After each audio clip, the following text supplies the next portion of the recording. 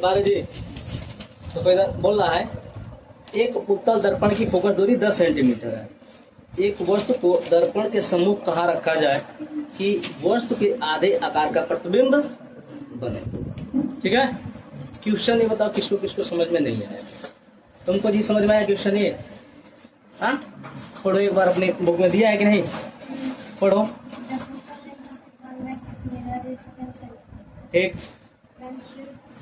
Where should the object be placed in front of mirror to हाँ obtain an image of the समझ में आया? हाँ, तुमको जी राजवीर बोल रहा है एक उत्तल दर्पण है। उत्तल दर्पण समझते हो किसे कहते हैं? किसे कहते हैं उत्तल दर्पण?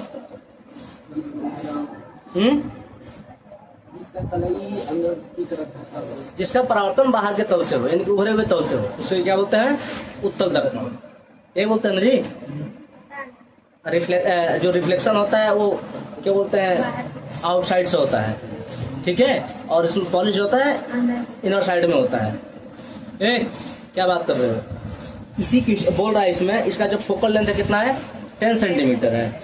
बोल रहा है वेयर शुड वस्तु के प्रति कहाँ गया जी? हाँ, वस्तु को दर्पण के सम्मुख कहाँ रखा जाए, यानी कि वस्तु को दर्पण के सामने कहाँ रखे, यानी कि यू पूछ रहा है। यू हमको क्या करना है? ज्ञात करना है। अब बोल रहा है जो प्रतिबिंब बनेगा ना, प्रतिबिंब वो आधे आकार का बनेगा, यानी कि मान लो 2 सेंटीमीटर का वस्तु है तो जो प्रतिबिंब बनेगा 1 ही सेंटीमीटर का बनेगा। क्लियर हुआ? लगाना शुरू करें। क्वेश्चन नंबर 12 सबसे पहले लिखेंगे ये कितना दिया है? 10 सेंटीमीटर। चलो जी बताओ, उत्तल दर्पण के फोकस दूरी धनात्मक होती है कि ऋणात्मक होती है?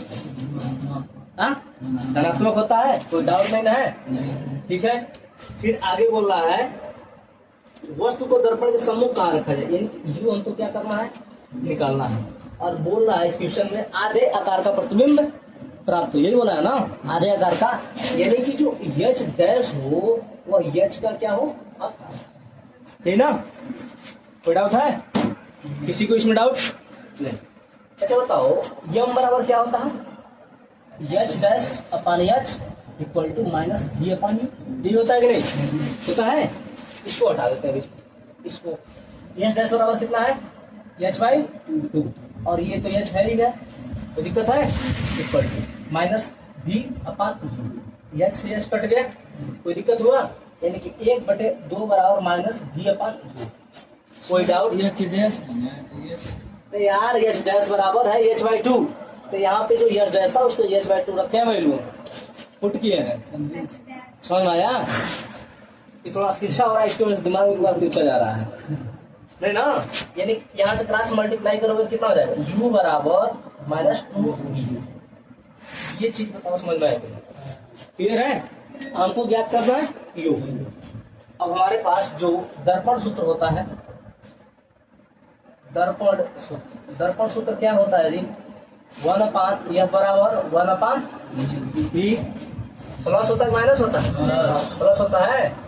पक्का हो ना? याद कर लेना, एग्जाम में बहुत जल्दी बोलता है। प्लस होता है माइनस होता है। ठीक है, 1/f के जगह कितना रख देंगे?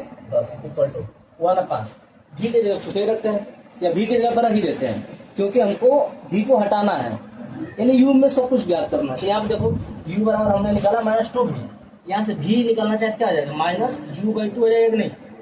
कोई डाउट है? नहीं है ना?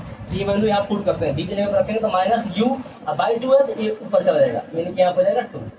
तो दिक्कत नहीं है? और प्लस ये क्या है? u, यानी कि 1/10 इक्वल टू ये माइनस 2 प्लस 1/v।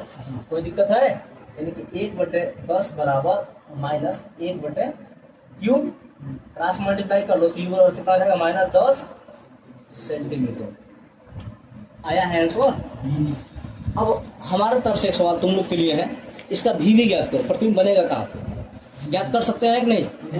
कैसे ज्ञात?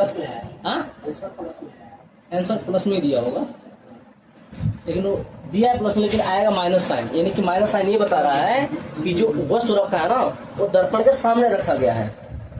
मतलब ऐसे अवतल दर्पण हो गया, अवतल दर्पण, ठीक है, यानी कि इधर रखा गया है वस्तु को।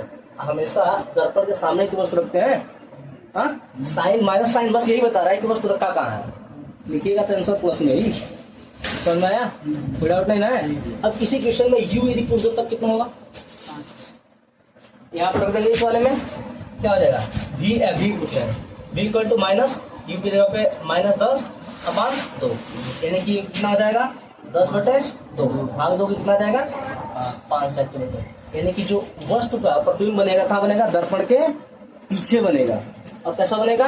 5 सेंटीमीटर दूर बनेगा। यानी जिससे पता चल रहा है कि जो वस्तु का प्रतिबिंब बनेगा इस साइड में बनेगा, और इसी साइड में बनता भी है। बनता है कि नहीं? क्लियर हो गया? कोई डाउट?